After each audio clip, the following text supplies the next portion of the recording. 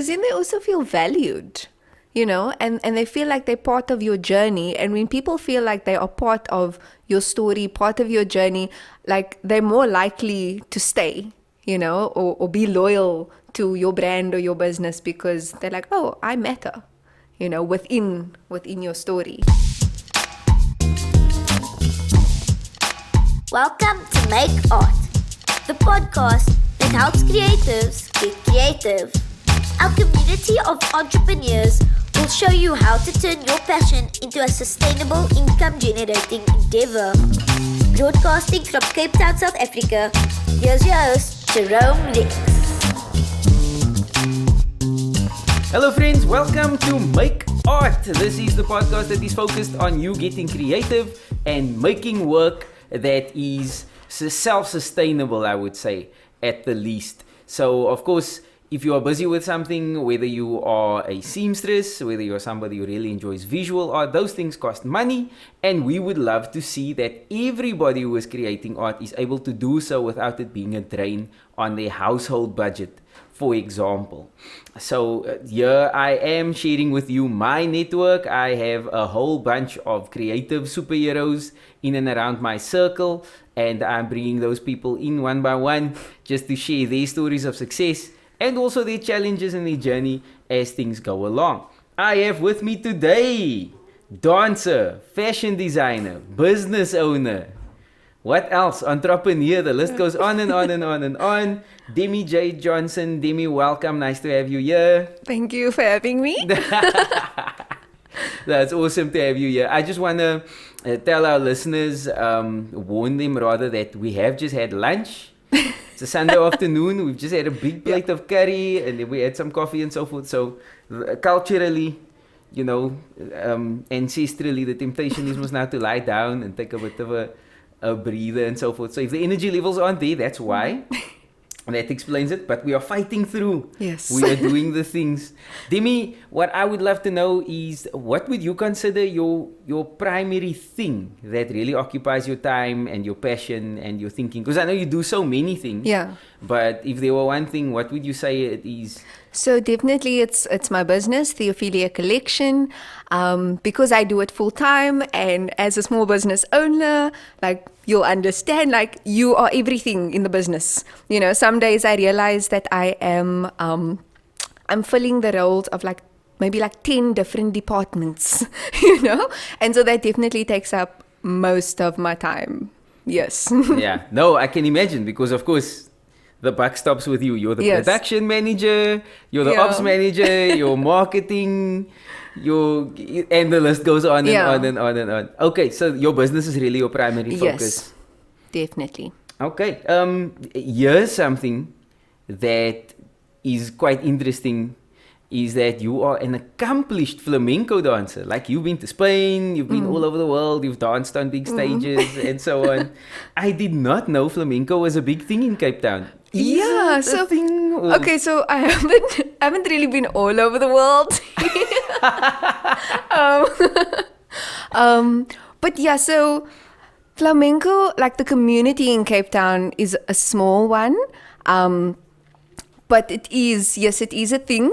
People usually don't know what I'm talking about when I say flamenco, and then I say the click-clack things. Yes, and then they're like, oh, yes, the castanets and the frills and things. So yeah, it is, even when I heard about it for the first time, I think I was in grade 5, primary school. And at the time, La Rosa Spanish Dance Company, they were working with different community arts projects. And I started with ComArt in Elsies River.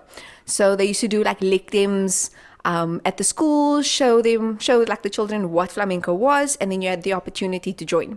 And I was like, oh, this is cool. Like, I'd never done any extra mural activities before. And then I joined, and then I saw that I was good, or they saw that I was good, and I continued. And then it started off as just dance and, like an extramural activity. But then it became part of my life. Yeah, and it holds that takes up the second, it's like the second thing. Yeah, so after the main business. thing, that's the other thing. Yeah. Okay, I got you. That's wild. I was just thinking, you could also, if people don't know, you can just explain to them it's the WhatsApp emoji, the lady in the red dress. Oh, and then That's basically yeah, kind of. Yeah, because I've seen pictures of you dancing where you basically look like this lady. Yes, I know. In the last show there was Yes. a picture where I Yes, was basically yes. her, and I was like, oh, flamenco emoji. That's right. So, yes, that's also not how we met, but we've done some shows together. We've Yeah. done some productions together where you've danced and just, of course, blown people away because it's something that is so uncommon and unusual in Cape Town. So it's a really nice thing to show off with when we can book you for a thing. Just Yeah. like, hey, look what we've got, a flamenco dancer. So, your business, Theophilia Collection, you're a fashion designer. You are involved in... You make matric ball dresses, wedding Yeah. dresses, and so forth. But you also have like a clothing line Yes. of items that are on sale. How did that come to be? I always say I had like a quarter life crisis where I was just like, you know what, like what were my goals? Do I have any career goals, you know? And I remember that like, hey, I always wanted to start my own clothing brand, but because I was never exposed to any entrepreneurs, any female entrepreneurs, I didn't think it was actually possible. But I knew that I had this goal, I had this dream. And when I finished off at my previous company, I was looking for something else to do, but then nothing quite, fitted. And then I was like, okay, well then it's now or never. I might as well just jump. I'm really good at now or never moments. I thrive under now or never moments. And I decided to start. And I knew that I wanted it to be a women's wear clothing line, but that's all I knew. And so in the last 3 years of running the business, me personally growing, it also helped shape the business as well. So yeah, it's always been a goal of mine. And so like I often have to like pinch myself and like realize, oh my word, This is happening. Yes. Yeah. Like when I was a child, I wanted to do this. But when you're busy like making it happen, you forget, because you're so consumed with the operations and things. And it doesn't feel that amazing until somebody says, oh my word, you have your own business, you have your own brand. And I'm like, oh yes, I do. Wow, I do. It's a thing. Yeah, no, for sure. I mean, just yesterday I was talking to somebody about exactly this, where you're busy making the things happen and you're grinding and you're hustling and it's the next thing, and you don't actually stop to reflect on the journey that you've covered, Yes. the distance you've covered between when you started and where you are now. Yeah. And that's something to be celebrated and something Yeah. to be aware of. Like, listen, I'm not just starting out anymore, Yes. And also it's very interesting to hear that there was like almost like a process where you discovered the identity of the business. Yes. So that it wasn't all clearly defined on day one. No, not at all. Oh my word. Like I learned everything that I know. I thought I knew some things about business and about starting a fashion business until I started and I realized I knew nothing. And so it was, like trial and error, hit and miss, just figuring things out. Yeah, that's a wonderful place to be, is when you realize, when you know that you don't know. Yes. I think that's a wonderful place to be. I think the opposite, when you don't know that you don't know, that's dangerous because, you end up making mistakes, costlier mistakes. I think you're going to make mistakes regardless. Okay, so you worked a full-time job, then you basically said, forget this. Yeah. I'm chasing my dreams, and here you are chasing your dreams. Yes. I That's mean, awesome. while I was working full-time, I was still doing custom matric dance gowns, bridal. And so I had already started building up a client base. So when I then started, I had something. I had people that I was creating for. And so that helped a lot, especially in the beginning stages while I was getting, production sorted, finding suppliers, the custom clients. Shout out to them. They kept me going and they still do. Yeah. And how would you explain to somebody what Theophilia Collection is about? What is the line about? What are the garments like? What's the vibe? So it's a slow fashion brand where we focus on creating staple and statement pieces that women can either add to their capsule wardrobe or build a capsule wardrobe with. So I just looked at my life as a creative entrepreneur and I was like, what do I need? You know, I'm busy all the time. I'm moving around. I'm going to meetings and then suppliers. I need clothing that's comfortable, but that I can finish a whole day of meetings and then maybe dress it up at night because I don't have time to change, you know? And so items that are just versatile, easy to care for. I would say that it is for the creative entrepreneurial woman, but it does cross over, you know, from at least like age 25 to 35. Okay. But because the items are simple and because we don't religiously follow trends, the pieces are quite timeless. Yeah. So yeah, many women can find that they can add it to their closets and make it work. And because it's so simple, it allows the client to explore the endless possibilities of the garment within their own personal style. Okay. You know? Okay. You hit me with some unfamiliar terms there. Oh, yes. Slow yes, fashion. okay, Can we start there? So slow fashion is basically where you don't really follow the seasonal trends. So in fast fashion, there's like 4 different seasons for the year. So you'll have winter, high winter, spring, summer, and it's just so much clothes that we are producing, which is bad for the environment, and the clothes don't last very long. So with slow fashion, it's more intentional. You're using like good fabrics that you know are gonna last. Yes, the items cost a bit more, but you know that it's versatile. You're gonna be wearing it for the next like 5 to 10 years at least. Yeah. And there's also less waste. So the goal is that you're not wasting as much. Okay. And that people get a lot of wear out of it. Yeah, so you're going to be wearing this for a long Yes. time. Yeah. No, that's awesome because Yeah. I get quite attached to my favorite items. And Yes. it reaches a point where you kind of have to retire it. Yeah. But you wouldn't, you know, you would choose not to if Yeah. it was in better condition Yes. after that amount of time. Okay, then you were speaking about a capsule wardrobe. Oh, yeah. Do I have a capsule wardrobe? I find guys are more likely to have capsule wardrobe because you have like maybe like 3 jeans that you wear all the time with maybe like 5 t-shirts and shirts that you just mix and match. So yeah. Okay, so it's referencing your core wardrobe, like your core Yes. items that you wear. Yes, and it's a wardrobe of basics that you can just mix and match however you need to.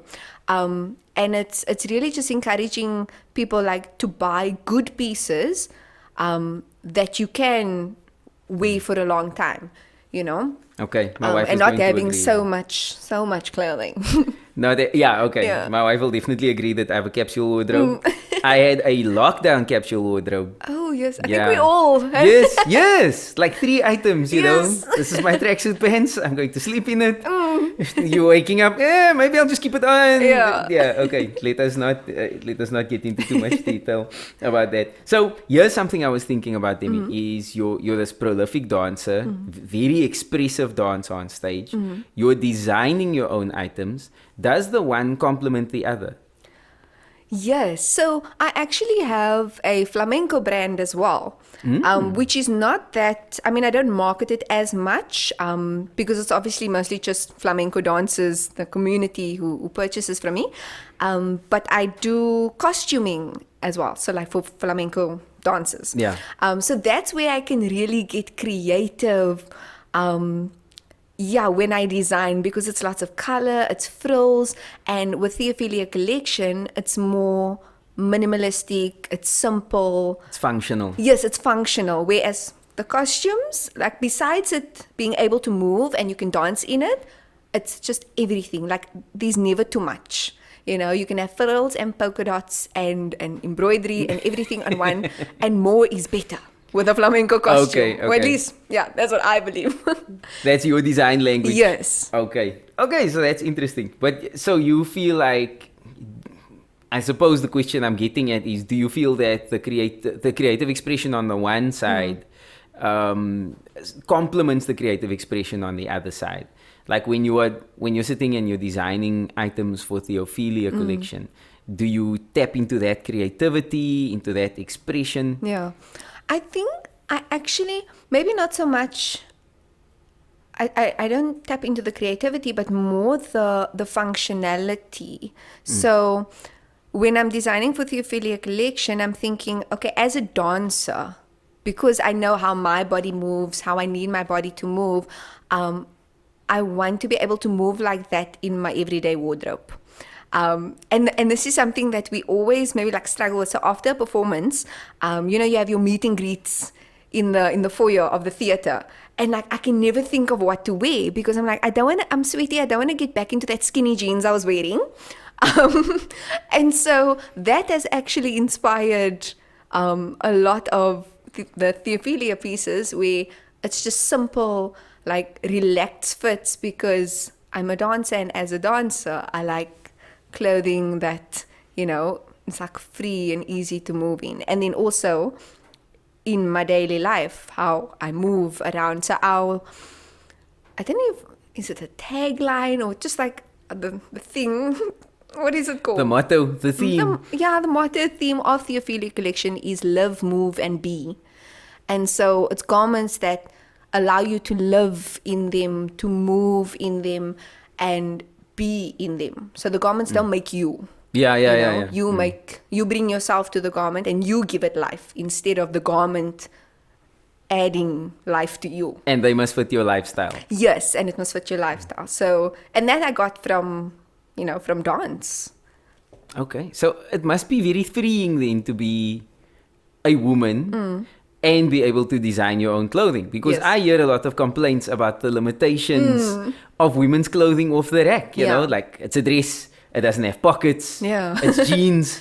The pockets are for show. You Yes. can't really fit anything in there. So that must be really freeing for you to be able to imagine and create like that. Yes, it definitely is. And I also like it's such a privilege to then assist women with that, because like the one thing that gets me are the pockets in pants that are not real pockets.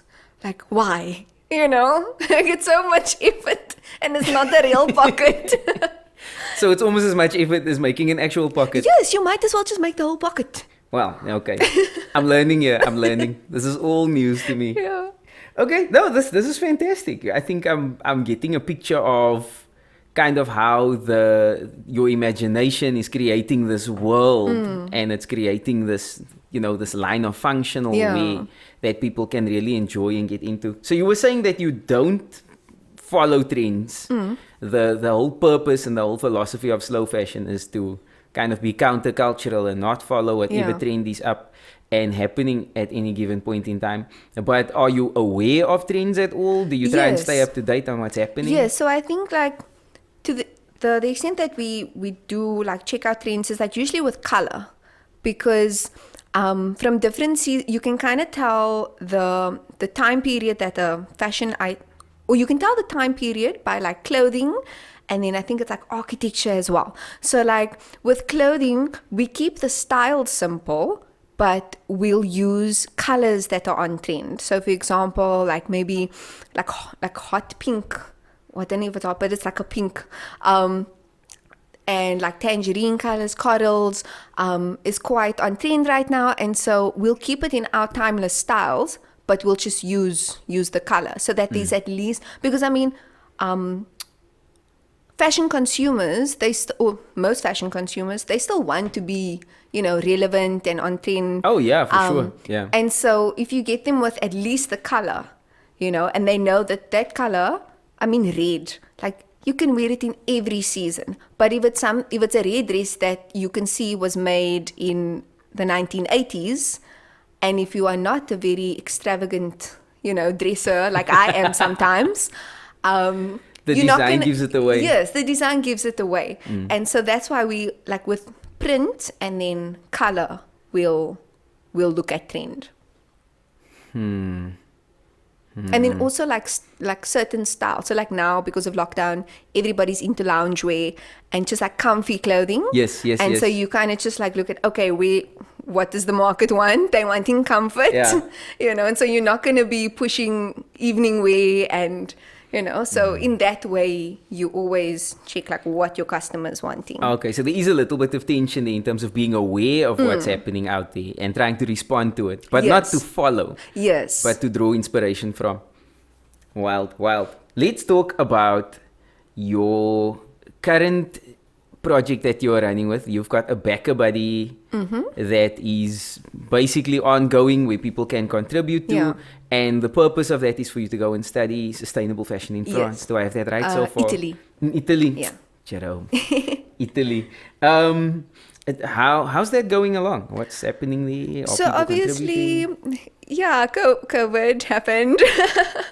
So it's been, the backup buddies has been quiet, and also just with the lockdown, like I decided to put all of it on hold, which was a good thing because then it gave me time to actually just like focus on my business. But the goal is still there. There are some things, happening, and the plan is still to go to Italy and do the course. It's just a matter of, timing and when and all of that. But it's definitely still something that I am working on. The Backer Buddy campaign is still running, which is really cool. Like it just continues. It just goes on, yeah. Yeah, so people can still contribute to it. I just have to update, what the plans were, because then plans changed to doing the course online, but then that didn't happen. And so now I'm wanting to go there again, but obviously when it's safe, when, it's financially possible. So yeah, it's still. It's been such an interesting journey because you were going to go and then for a long time it was impossible to go. Yes. And now it's back on and you're going again. So I wish you well with that. I hope Thank that works you. out. Yes. I'm asking specifically because I'm very passionate about crowdfunding. And Backer Buddy is one platform, but also there's Thunderfund, there's Kickstarter, and is that something you would recommend to others who are looking to raise funds? What has your experience been?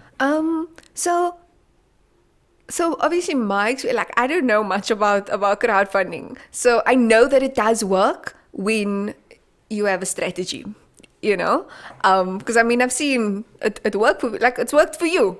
It's definitely worked for me more than once. Yeah. So I think like if you do have a strategy and you know what you're doing, then yes, definitely go for it. I just don't always know what I'm doing. I'm honest. I'm humble enough to admit that. No, but I think what you do really well is you tell compelling stories. And, what is more interesting than this young flamenco dancer, business owner, designer who is going to Italy to study sustainable fashion? I think the story really carries it. And that's really interesting for me. But on the topic of crowdfunding, I personally am just of the opinion that as a creative, you shouldn't just be paying for all these things out of your pocket. Yeah. You should be tapping into your network and into your supporter base. And so well done for taking that on and for giving it a go. Yes. And also, it is very, very difficult to sustain a campaign for the definitely. duration, the length of time that you've had it going so far. But yes, well done. And Thank keep you. going. Persist. And it's just really cool to see like who is watching what you're doing and who, it's just, you just feel really supported, and so that's been the nicest part of it. It's so cool. Yes, people you won't expect. And, Yes. Yeah. And it's humbling sometimes. Yeah. Wow, these people believe. Yes. These people are giving money. Yeah. Yes. I get that fully. That's really, it's very close to what my experience was like. It was very similar. So you and I appeared on stage a handful of times over the last year. Yeah. I can't believe it's only been a year. I know. Wow. Yeah, it's crazy. Last year we did Lyrics Still Matter. It was a stage production, music production. We played at Artscape a few dates. Then we played a few dates at Cape Town Comedy Club. Then we played a few dates in Stellenbosch at an arts festival there. I know you've had other theatre experience before that. Is that something that you remain passionate about? Are you keen to go back to being on stage? I know earlier over lunch we were talking about performing in front of people. Yeah, definitely. Like, I always, when I tell people that I'm really shy, and obviously people who have seen me on stage, they're like, oh, such lies. You're not shy. And I'm like, no, I am. It's just like the stage is where I can bring out all the personality that I don't always bring out on a, in my daily life. And I never knew that it was such an important part of my dance life. And, it's just like I always say, like before, the stage used to be where I go to hide. You become someone else because you can't be that person in real life. But now it's where I go to be vulnerable, and where I share and where I give of myself, and just like the feedback that you get from people, and just the feeling of being on stage. Like, I love being on stage. I love performing, and it's not like, okay, yes, part of it is because I like being in the spotlight on stage, but like but that's because in my normal life, I like being a behind the scenes kind of person, but I'm definitely keen to get back on stage, whether it's, big stage or small stage, just anything that includes real people in the audience. Well, gigs are starting to trickle in again, eh? Yes. So there will be opportunities for that, I'm sure. Yes, trusting, yes. Going forward, yeah. I have another question about the Ophelia collection, about your clothing line and about your business. Of course, I think it goes without saying, it's been COVID time, it's been difficult, the climate has changed in terms of how people shop and what they look for and that. How have you had to adapt your business in order to keep the doors open? So during lockdown, actually, I built my online store and I launched it during lockdown. Oh, wow, congratulations. Yeah, so it was fine. It was like the kick up the bum that I needed to get that sorted. So I did that. And then I was also doing a lot of like custom flamenco costumes, surprisingly, during lockdown. During lockdown? Yes, yeah. That's unexpected. Yeah, so that was really nice, and it kept me creative. But on the Ophelia side, it really gave me the time to focus on like what my ideal client actually, wants. And I obviously like watched a lot of like, entrepreneurial, like, or joined in on like podcasts and like webinars and things. And one thing that like was always there is like obsess over your customer, over what they want, to the point where I was like, you'll get more breakthrough from knowing what your customer wants than following trends, because you might be following trends, but that's not what your customer wants, and so just do it for them. Build your business around them, for them, design for them, ask them what they want. What was really nice is that because everything was online, it pushed brands to start that like online dialogue with their customers, and customers, even though you're online, still wanting a personal experience. Wow. Because now they couldn't have it in person, and so I could even see in my own brand, I was building that relationship with my customers online, having never met them, so that was really like a shift for me, something that I didn't really focus on before. Yeah. And what I'm focusing on now. And that is like slowly but surely, like it's been working. Yeah, and it's picking up. Yes. That's great to hear. I love when you said, ask your customers what they want. Yeah. Is that just not the most powerful thing ever? Yes, because then, firstly, you don't waste time obsessing over decisions you need to make. You just ask them, what do you want? Okay, and then make what they want. I mean, I don't think it works in all things, because you still wanna have a balance of what they want, but then also of yourself. Still staying true to your message, your design style, and saying within who we are, within what I want to say, what do you want? And you'll also find that you find your actual customers, because the ones who don't want it, they don't want your authenticity or whatever, then they'll leave and they'll make room for those who actually want it. Yeah, there is something for them out there. Yes, and that's the thing, like there's enough room under the sun for everyone.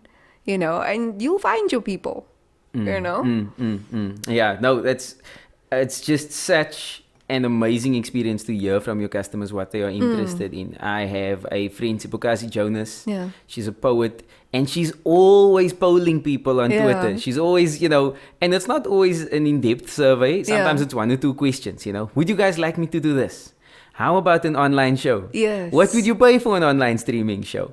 And when I did it the first time, very recently, probably a few weeks ago, I polled my audience for the first time, and the feedback was just solid gold. And I was thinking, Yes. why didn't I do this Yes. sooner? It's exactly like you said. Just Yeah. ask them and then Yeah. give them what they want. Because then they also feel valued, and they feel like they're part of your journey. And when people feel like they are part of your story, part of your journey, like they're more likely to stay, or be loyal to your brand or your business because they're like, oh, I matter, within your story. Yeah, because there's that one-on-one connection, there's contact. Even if it's online, it's personal. Yes. Yeah. I'm gonna let you go. That's all we have time for today. Or I think I've kept you long enough. But I have one last question for you, Demi, and I just want to know, what are you busy with now? Where can people get hold of the Ophelia collection? Okay, so it's more than one question. But you get the idea. Yeah. So now we are busy building our, ideal capsule wardrobe. So we've launched 2 of our first items. It's our Everly jumpsuit and then our Bloom dress, which is really just staple pieces that are you can dress it up, dress it down. It's amazing. I'm working on a wedding so I'm doing the bride's dress and the bridesmaid's dresses for Ooh. December. So that's quite exciting because in the custom side of the business, I get to, do the beading, the handwork, and I really enjoy that as well. And then, where you can find the Ophelia collection. So we are online. We have an online store, and that is theopheliacollection.com. And then I'm really excited to announce that we have a spot at the Neighbor Goods Market at the Old Biscuit Mall on a Saturday from 9 a.m. till 3 p.m. And you'll be able to find, I always say us, but it's me. But when I say us, I mean it's me and the business. Yeah, me yeah. and the Ophelia collection. But that's where you'll be able to find us on a Saturday. Okay. Demi, thank you so much for your time. It was really great hearing about both your creative exploits and also your entrepreneurial endeavors and how you put those things together and how the one just builds off the other one. It was really awesome talking to you. Thanks for coming. Thank you for having me.